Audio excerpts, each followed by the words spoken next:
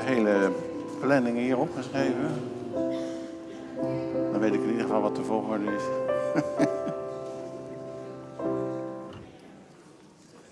Ja.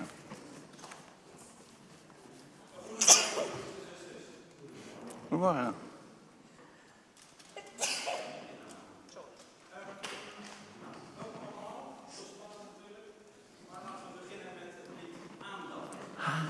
Februari ook.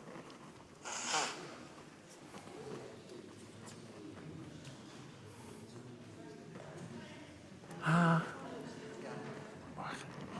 Even zien.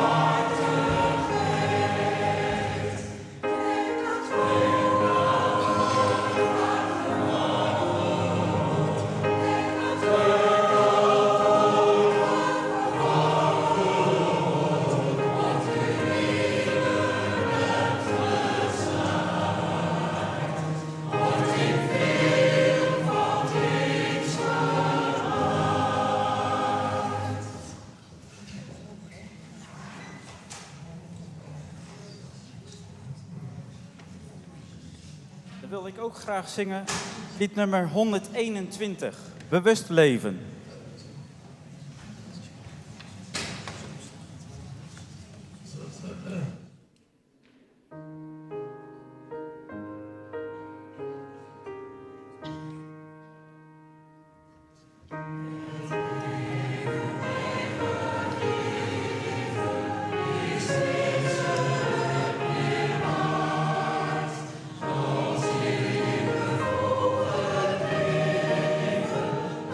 Door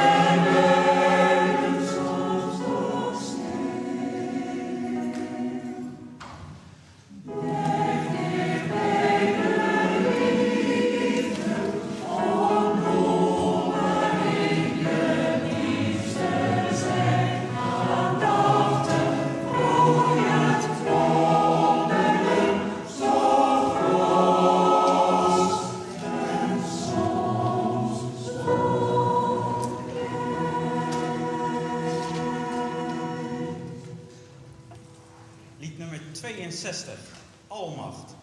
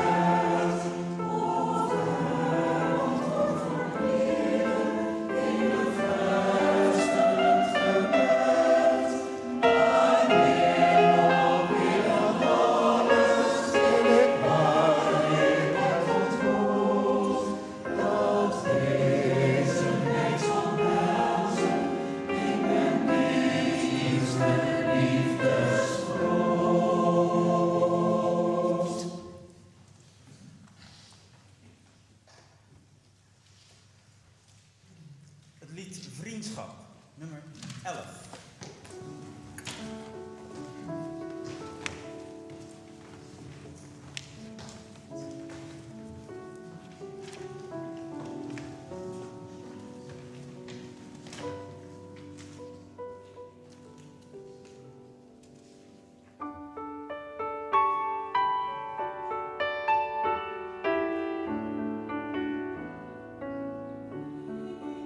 Wordt wat je verzegt,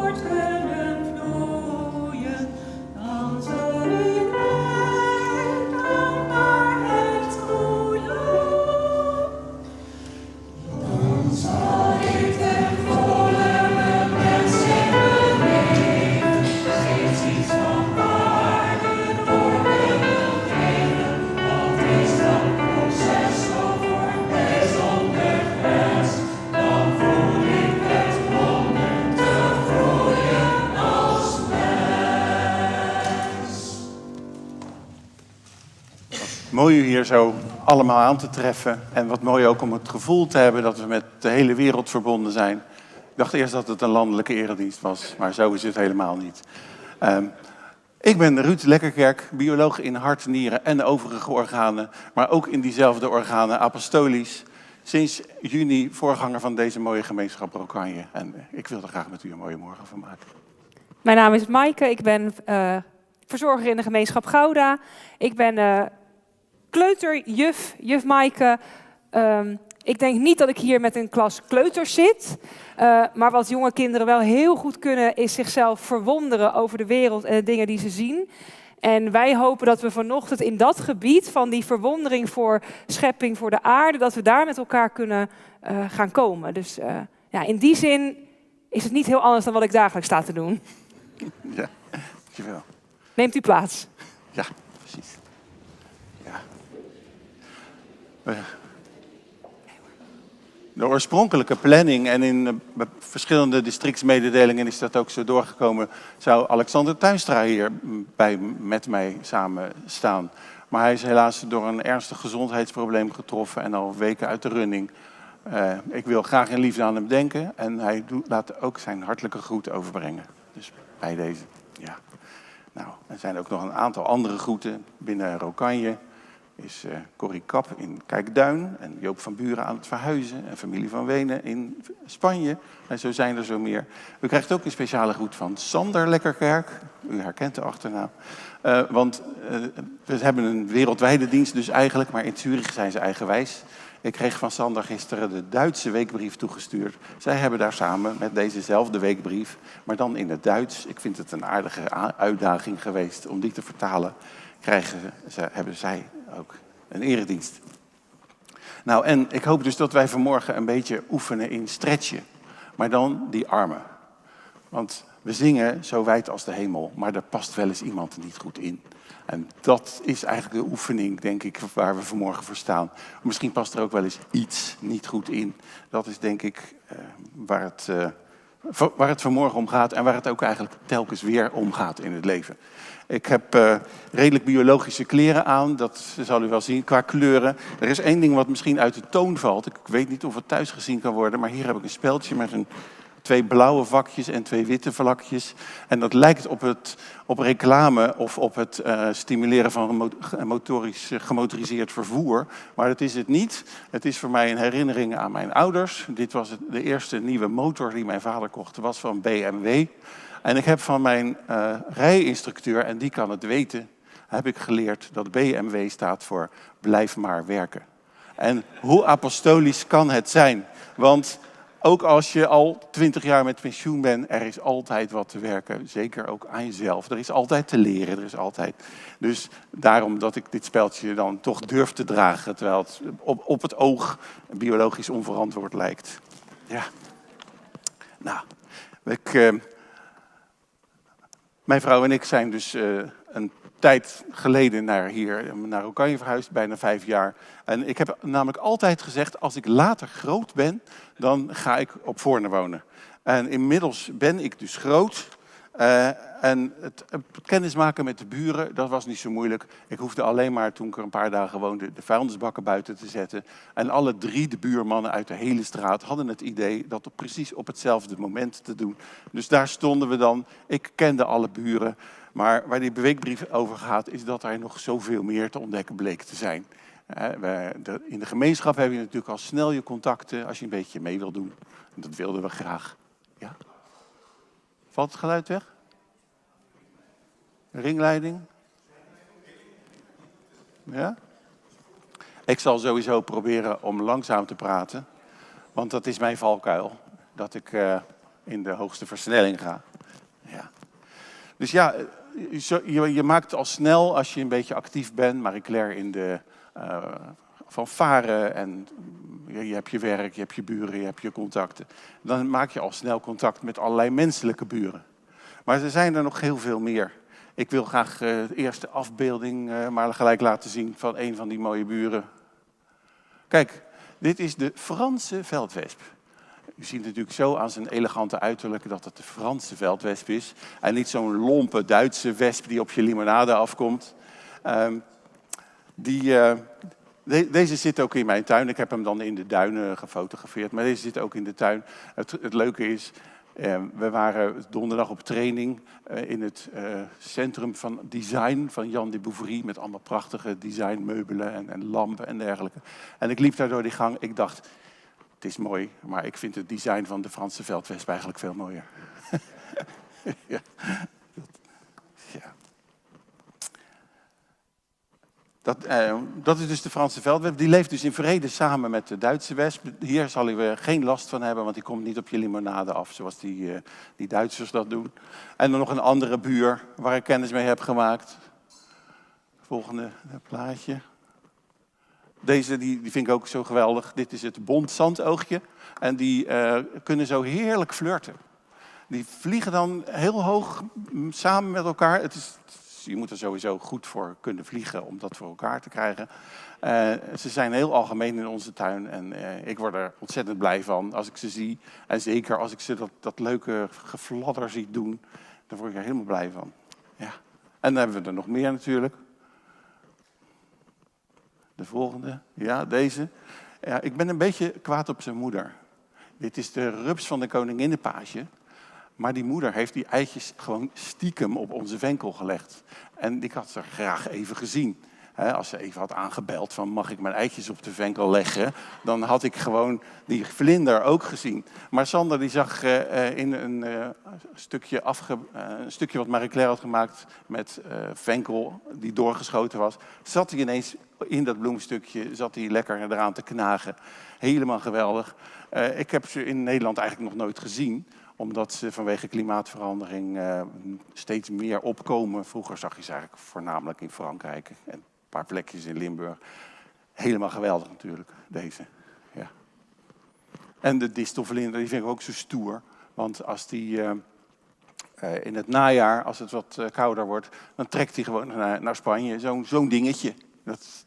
En dan komt hij in onze tuin op de Buddleia zitten of op een andere plant. Ja, dat is... Ik vind dat gewoon gaaf. Ik kan er niks aan doen. Ja. En ik voel me ook toch wel een soort van verwant met die dieren. Vandaar dat ik ook in de weekbrief het heb over buren. Want zo'n beestje heeft de helft dezelfde genen als ik. We zeggen we komen uit dezelfde oorsprong voort. Maar dat is natuurlijk ook echt zo. En waar het natuurlijk met menselijke buren soms lastig is om te gaan. Die lui hebben soms een mening of ze doen dingen. Is dat identificeren met dit soort buren is wel weer wat lastiger. Want ze doen weer nog veel andere dingen dan bij mensen. Maar je kan er ook last van hebben. Ik kan me zo voorstellen als u houtworm of boktor in de dakbalken hebt. Of een wespennest in de woonkamer. Of muizen en ratten. Dat u misschien toch wel denkt ook inderdaad, daar moet ik wat aan doen. Die moet ik bestrijden. Maar dan blijft voor mij wel, hou je dan toch dat gevoel bij alles wat leeft. En niet heel erg selectief. Dat het een soort van familie is. En dat die mug er ook niks aan kan doen. Als je vader een mug is en je moeder is een mug. Dan heb je toch ook weinig keus dan irritant bloed gaan zitten prikken bij iemand. Dat is natuurlijk wat je naar mensen toe ook vaak best kan helpen. Zo dat idee van ik weet waar jij vandaan komt. Dus je hebt dingen meegekregen. Niet alleen genetisch, maar ook in de opvoeding. Daar kan je dan maar zomaar mee zitten. En zo moet je voor een mug dus heel liefdevol zijn. En denk ik dan toch wel vooral met horen buiten houden. Maar als die op je zit, ja, ik begrijp heel goed dat je hem dan doodslaat. Ja. In India zijn ook bepaalde groepen monniken die dat echt niet mogen. En die lopen zelfs met een hele zachte, veren bezem voor zich uit om te voorkomen dat ze een mier of een kevertje wat voor hen loopt doodtrappen. Dat is dit gevoel in extremo. Ik denk niet dat wij dat voor elkaar krijgen. Ik ook niet. Maar toch dat gevoel van, we horen bij elkaar. Niet alleen mensen, maar die hele wereld. Die hele biodiversiteit. Alles wat leeft. Nou ja, de Indianen die zeggen ook broeder wolf en broeder vos. En ja, nou ja, een beetje dat gevoel. Dat mogen we best wat meer hebben. Maar zeker ook naar onze menselijke buren. Daar wil ik zeker niet. En zeker ook compassie met alles wat er in de wereld gebeurt. Het gaat vanmorgen niet over Gaza en Oekraïne. En wat vergeten we dan altijd gemakshalve, dat het in Myanmar en Soedan en zo ook niet leuk is. Maar toch dat gevoel. Want dat speelt natuurlijk ook. En dat geeft ook zorgen. Maar er zijn ook gelukkig nog heel veel mooie dingen om naar te kijken. En dan kan ik me ook voorstellen dat u zegt van ja, jij kan het wel leuk vinden, al die beestjes. Maar ik woon achterhoog op het Wachtplein in Schiedam. En ik heb helemaal geen feeling met die beesten. Of ik heb 3 kinderen thuis en ik loop de hele dag te rennen. Dus sorry, maar ja, dan hoop ik dat u een keertje bij de bushalte, als de bus te laat is of in de file, toch erin slaagt om een beetje te verstillen en om je heen te kijken.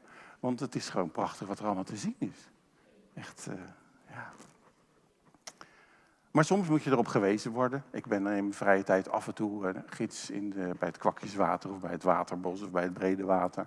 En dan komen er mensen, die lopen dan mee, die melden zich aan via natuurmonumenten. En dan is het geweldig om te zien hoeveel meer mensen zien als je ze erop wijst. En dat is gewoon soms nodig. Daarom kom ik ook hier. Om te kijken naar hoe een ander naar het leven kijkt. En hoe een ander, wat een ander allemaal ziet, wat ik misschien niet zie. Ja. Ik moet even de tijd in de gaten houden. Ja, we gaan zingen. Ja. Lied 59, Eeuwige Schepping.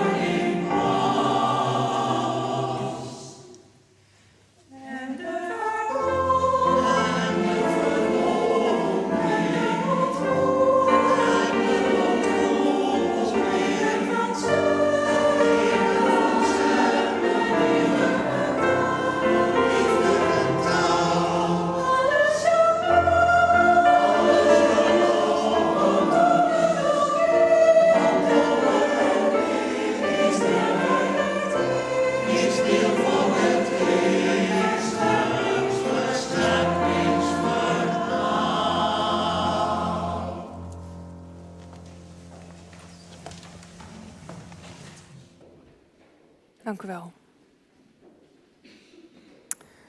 Weet u, ik merk dat ik dat heel moeilijk vind om zo bewust te leven en te kijken naar alles om mij heen. En ik wil dat wel. Ik wil wel zorgvuldig omgaan met de aarde, met mijn medemens, met mijn medebewoners. Maar weet u, als ik heel eerlijk ben, ik hou niet van tuinieren. Ik heb niks met dieren. Je hoeft mij ook geen bloemen te geven. Ik ga daar niet zo op aan. En toch, ik vind het wel belangrijk om voor mezelf en ook zeker de kinderen na mij, ik zei het al, ik ben juf, om die aarde wel goed achter te laten.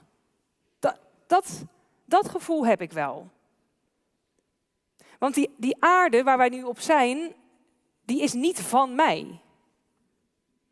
En ook mijn huis is niet van mij. Ja, nu even. Maar dat is tijdelijk. En ik wil hem goed achterlaten. Maar wat kan ik dan doen? Die aarde die warmt al op. Het plastic zit al in de zee. Het afval ligt al op straat.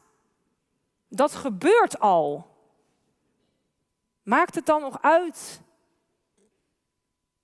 wat ik doe?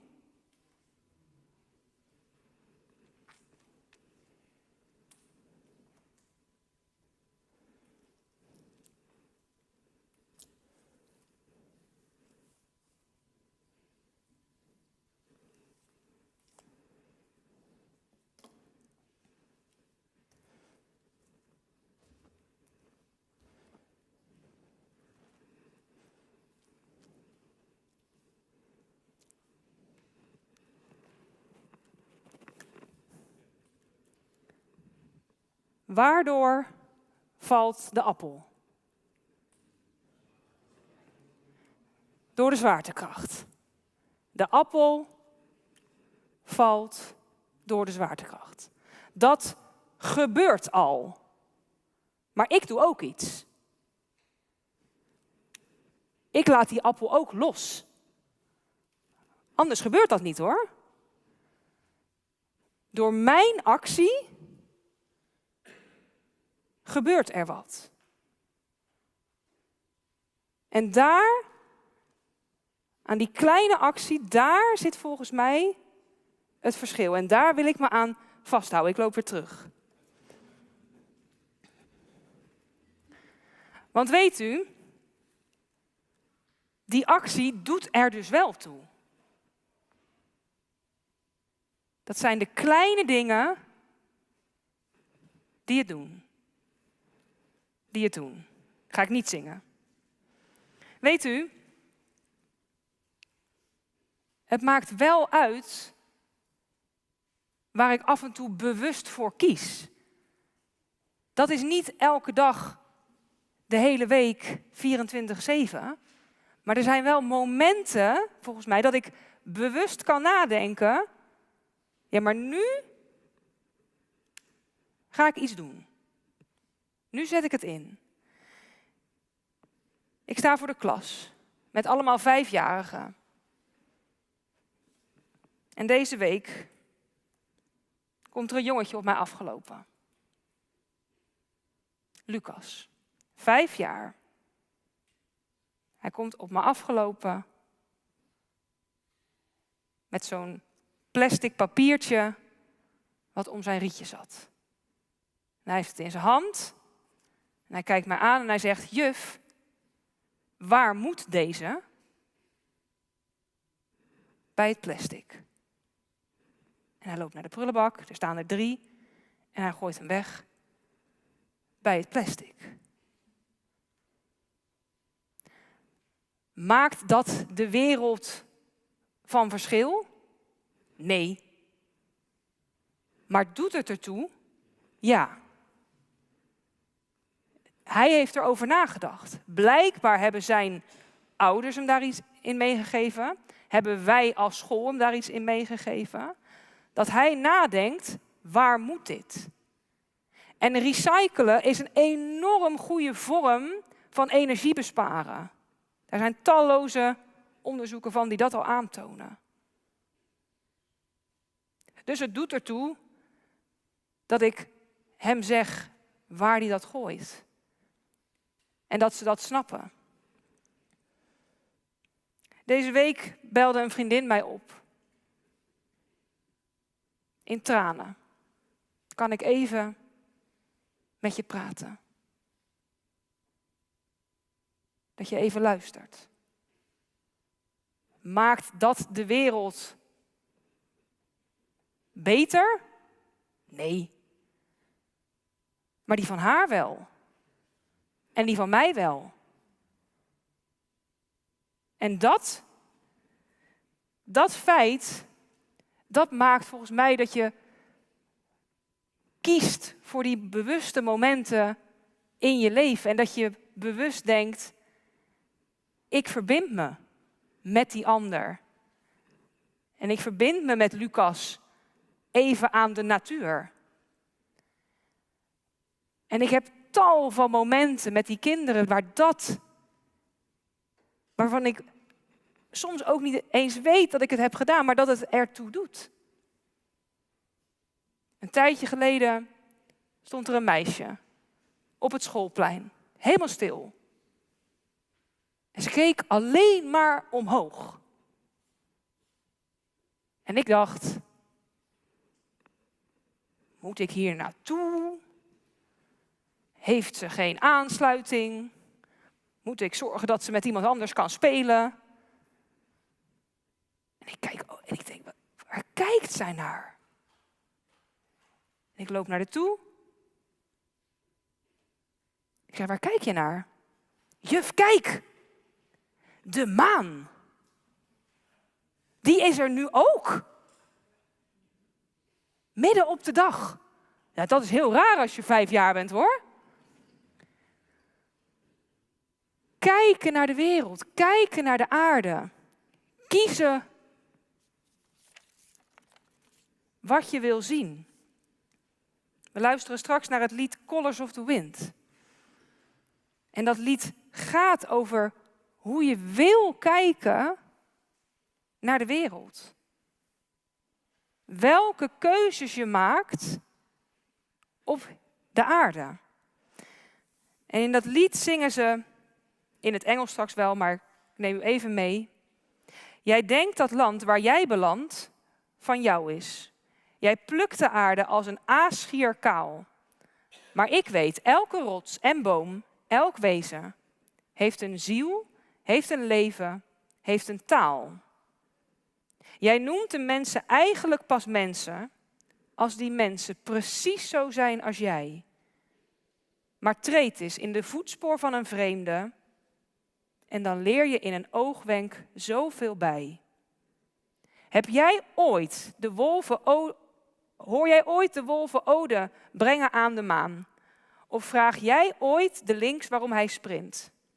Ben je doof voor alle stemmen van de bergen? Ben je blind voor alle kleuren van de wind? Kom, ren en laat je leiden door de larix. De hert toont zijn betoverend domein. Verover het en rol je in die rijkdom, maar vraag nooit wat het waard zou kunnen zijn. De regen, de rivier, het zijn mijn broeders. De reiger en de otter, land en lucht. En alles is met alles in verbinding. In een cirkel, een oneindig groot verband. Hoe hoog reikt de esdoorn ooit? Wie de bomen rooit, hoort het antwoord nooit. Die hoort nooit de wolven ode brengen aan de maan. In wit of koper, ongeacht je tint. Blijf je doof voor alle stemmen van de bergen. Blijf niet blind voor alle kleuren van de wind. Wie de aarde zo begeert, vindt slechts aarde tot hij leert. Het is te zien in alle kleuren van de wind. Colors of the Wind.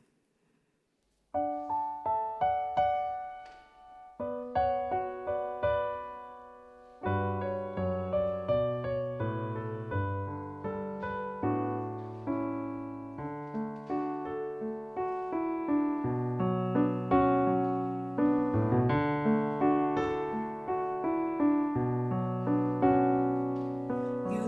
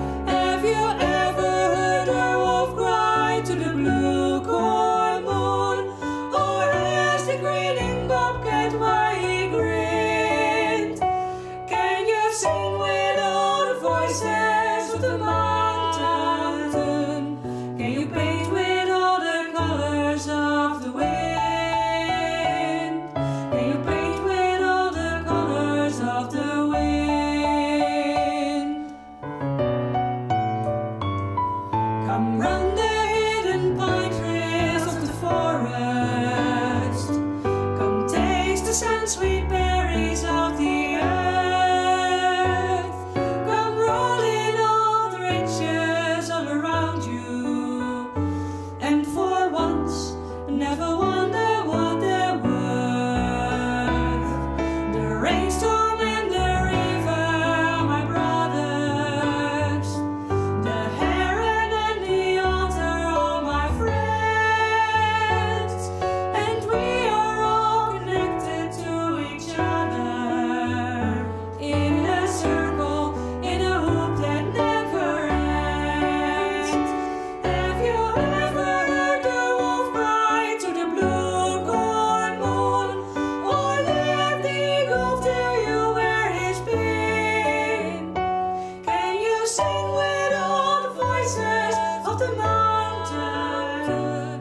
Can you paint with all the colors of the wind? Can you paint with all the colors of the wind? Oh, why does the sycamore grow? If you cut it down, then you'll never know. And you'll never hear the wolf cry to the blue-corn moon. For whether we are white or copper-skinned, we need to sing with all the voices of the mountain. We need to paint with all the colors of the wind.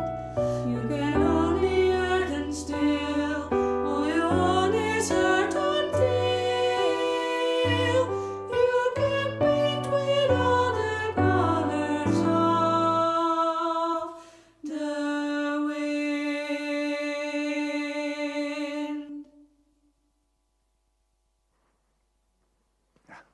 Mooi, hè? Ja.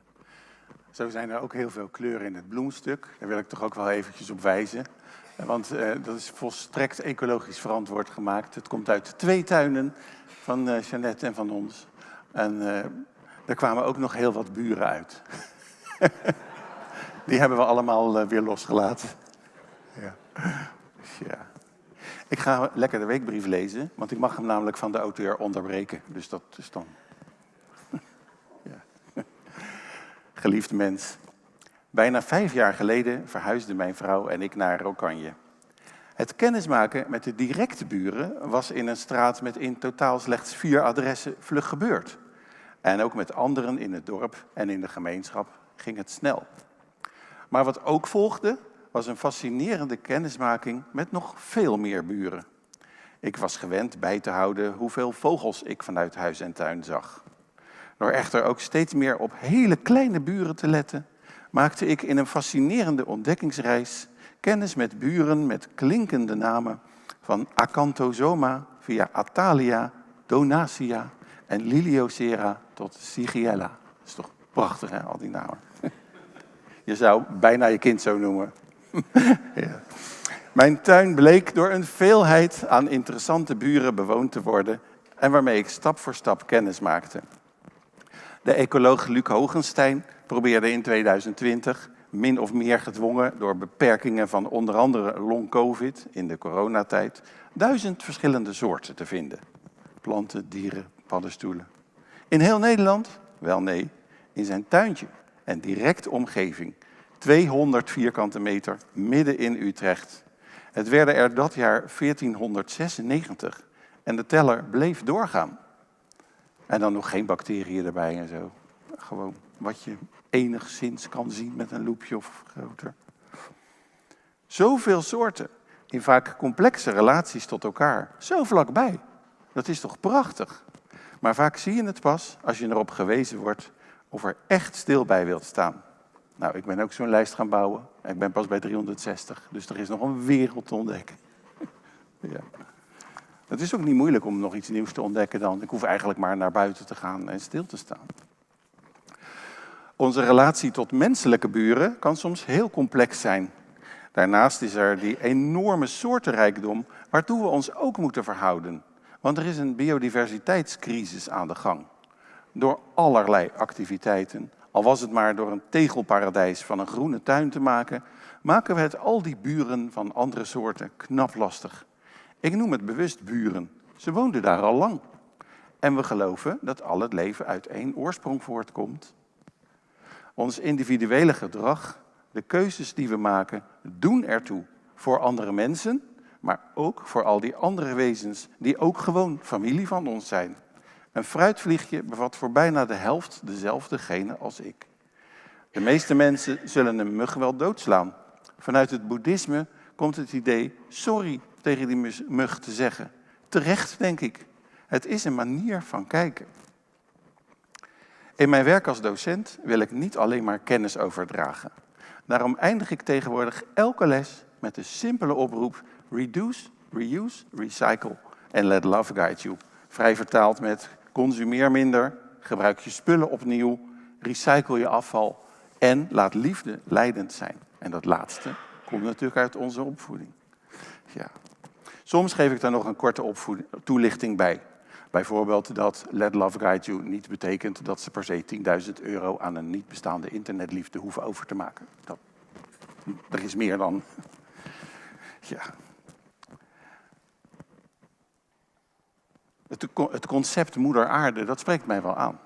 Als je je afval op straat mietert in plaats van recycelt, is dat voor mij hetzelfde als poep naar je moeder gooien. Wat de meeste mensen niet graag zullen doen. Maar het is moeder aarde. Je gooit er troep naar. Ja, top. Blijkbaar zit er een kracht in de herhaling, want het wordt bijgehouden hoe vaak het langskomt. Bij 6V heeft 5V meegeteld en dan komen ze nu op 87 keer. Nou ja, dan blijft het wel hangen. En ik vond vorige week een kladje waar een meisje uit 5VWO haar handtekening had geoefend 1000 keer. En daar stond keurig onder reduce, reuse, recycle en let love guide you. Nou, dat is toch een prachtige boodschap om mee te geven. Ja. Ze zijn ook boos als ik mijn PowerPoint niet heb aangepast en het staat er niet op als laatste. Dan moet ik meneer, u hebt niet voorbereid. Ja, dat is ook mooi. Ik krijg commentaar als ik het oversla. En het staat al bij een aantal schriften in de kantlijn. Hopelijk stimuleer ik daarmee een levenshouding die zich richt op voorzichtig omgaan met de aarde en in liefde omgaan met en denken aan elkaar. In ons genootschap hebben we het doel van ons werken lang samengevat als in liefde werken aan een menswaardige samenleving. Voor mij betekent dat menswaardige ook dat we als waardige mensen met elkaar en met de aarde, met al haar bewoners omgaan. Geld uitgeven kan makkelijk gedachteloos, maar de impact die consumptie heeft op de wereld is niet voor elke uitgave hetzelfde. Iets wat op het oog weinig kost, kan aan de andere kant van de aarde veel vervuiling en uitputting van de bodem veroorzaken of bijdragen aan het soort klimaatverandering waar we niet op zitten te wachten. En dat staat daar bewust, want ik zit namelijk wel op een ander soort klimaatverandering te wachten. Ik zou het helemaal niet erg vinden als het politieke klimaat een beetje meer richting inclusief en samen en minder polariserend zou zijn. Dat klimaat mag voor mij gerust veranderen, maar die atmosfeer hoeft voor mij niet zo heet. Ik vind, het mag wel weer zelfs een beetje afkoelen. Het scheelt toch een heel stuk voor de landbouw en zo. Ja. En daar kunnen wij wat aan doen. We willen graag de wereld een beetje mooier achterlaten, maar onze economie is daar helemaal niet op gericht. Daar moeten we zelf echt actief over nadenken. Het soort klimaat, als enigszins intelligent wezen, want er zijn natuurlijk ook bij ons beperkingen, kunnen we daar rekening mee houden. Ja. Het leven is een zoektocht. Soms leef je een beetje op de automatische piloot of in een overlevingsmodus. Je kan bepaalde dingen ervaren als shit. En er zijn een heleboel dingen die gewoon heel naar zijn. Maar voor sommige varianten daarvan kan het misschien helpen om het perspectief van een mestkever te pakken. Die ziet bepaalde vormen van shit als kansen. Biologie is prachtig. Ja. Dus ja, soms die overlevingsmodus. Maar op andere momenten is er hopelijk ruimte om je relatie tot het andere en anderen te overdenken en waar nodig bij te stellen. Misschien die armen toch een beetje stretchen. Liefde vraagt om een gebaar. En dat kan zijn in doen en in laten, in het geziene en in de stilte van het eigen denken. Die levenshouding wil ik ook dagelijks betrachten. Ik denk dat het goed is dat we ons daarop alweer opnieuw bezinnen en daarvoor opnieuw vastleggen. Met een hartelijke liefdesgroet, Ruud Lekkerkerk in samenwerking met Alexander Tuinstra en Maaike Blomsma. Er staat niet bij uw broeder Maar dat spreekt vanzelf als u de weekbrief heeft gelezen. Ja. En uw zuster, Maaike. Ja. We gaan luisteren naar Alles uit dezelfde kracht.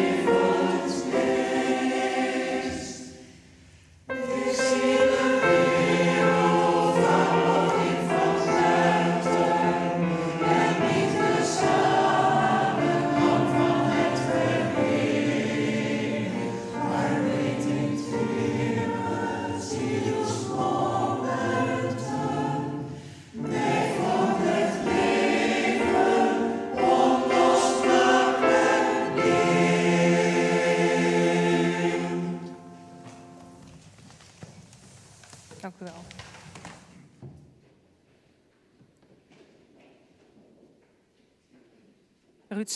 Ruud zei vanochtend ook, je moet er soms ook op gewezen worden. Dat je weer ziet wat hij ziet. Ik zou echt die dieren niet gezien hebben, maar als je het weer eenmaal ziet, dan kan je er volgens mij ook op die manier naar kijken. En ik mag nu, we zijn nu zo'n 2-3 weken met elkaar aan het optrekken. En dan lees je de weekbrief en je praat met elkaar.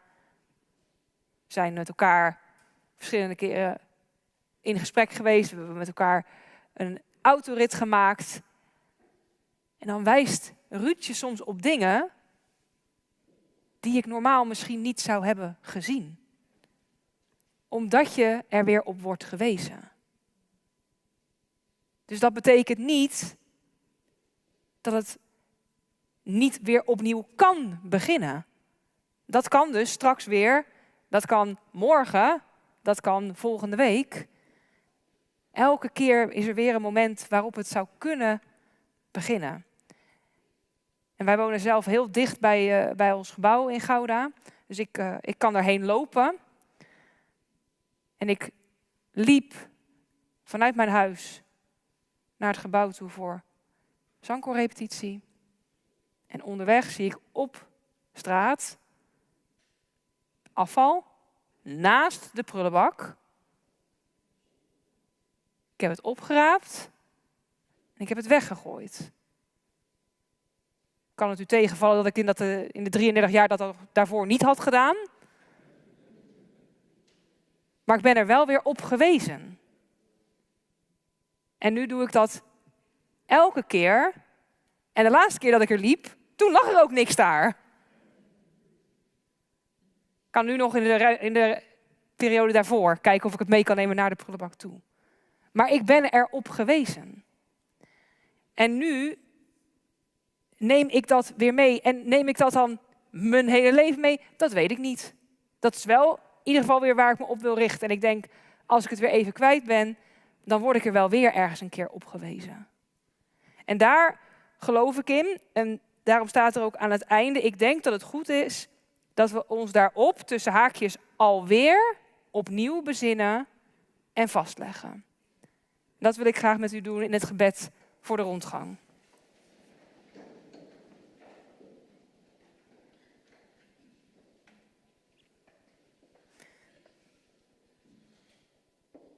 dat er vogels zijn.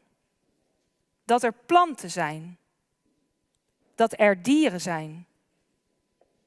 Dat er steeds weer bloemen bloeien. Dat er zeeën zijn met eeuwige golven. Dat de zon er is, die ons precies genoeg warmte geeft. Dat het af en toe regent en dat er soms ijs is. Dat er zwaartekracht is en elektriciteit. Dat er toeval is. Dat spinnen zulke mooie webben spinnen. Dat er zoveel sterren zijn. Dat jij en ik er zijn. Dat we kunnen spreken, zien en luisteren. Muziek maken, van elkaar kunnen houden en wel 1 minuut op 1 been kunnen staan. Dat komt allemaal door iets wat niemand mij kan uitleggen, maar wat er altijd is geweest. En wat er ook altijd wel zal blijven. Wat ik totaal niet begrijp en wat ik heel eerbiedig God noem. Amen. Neemt u plaats.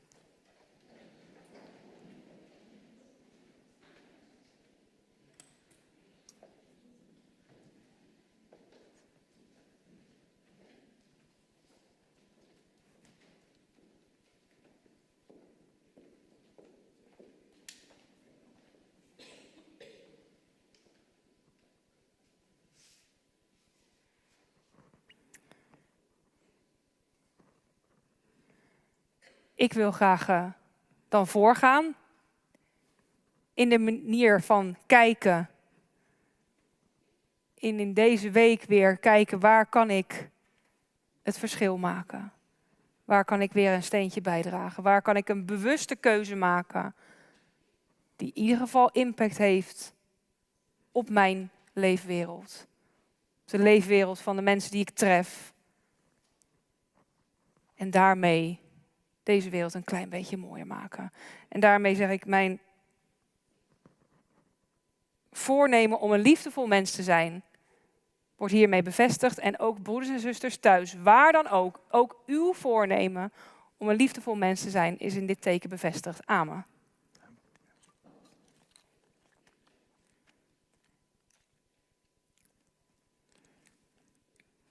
Jouw voornemen om een liefdevol mens te zijn, wordt hiermee bevestigd. Amen.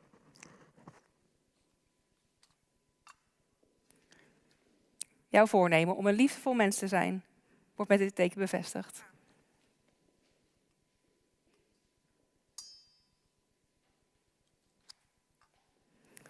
Uw voornemen om een liefdevol mens te zijn, wordt hiermee bevestigd.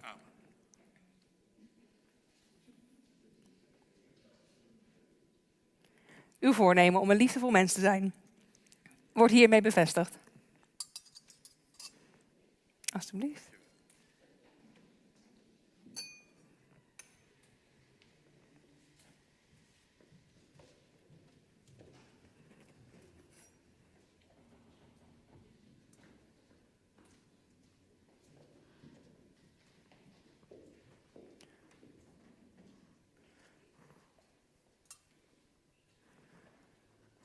Muziek graag.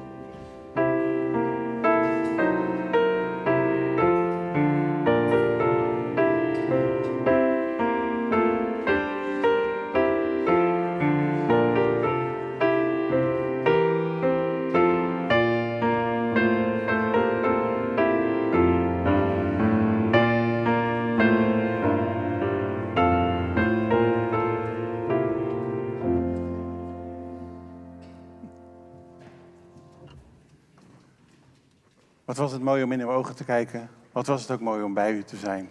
En ja, ik hoop dat het een beetje gelukt is om, al is het maar een millimeter, die armen te stretchen. Dat er net weer wat meer in past. Want ja, dat is waar ik voor geweest ben. Ik ben ook in de dienst geweest. En u heeft mij ook heel veel teruggegeven door uw lieve kijken. En zo hebben we het samen gedaan, heb ik echt het gevoel. Ik ben heel blij dat u er zo was, dat we dit hebben kunnen doen. Ik heb nog 1 oproep aan de gemeenschap Rokanje. Ron wil straks nog iets vertellen, omdat wij volgende week een hele bijzondere ecumenische vredesdienst in de Grote Kerk in Den Briel hebben. Dus dan, als u straks even, als de koffie begint, nog even wil blijven zitten. Ja. Nou, dan kan ik niet anders zeggen dan dank. En een hele goede week gewenst. Ja. En natuurlijk reduce, reuse, recycle. En let love guide you. Ja. En dan sluiten we af met het lied Nieuwe Kansen elke dag. Want die moeten we pakken. En die zijn er. Ja.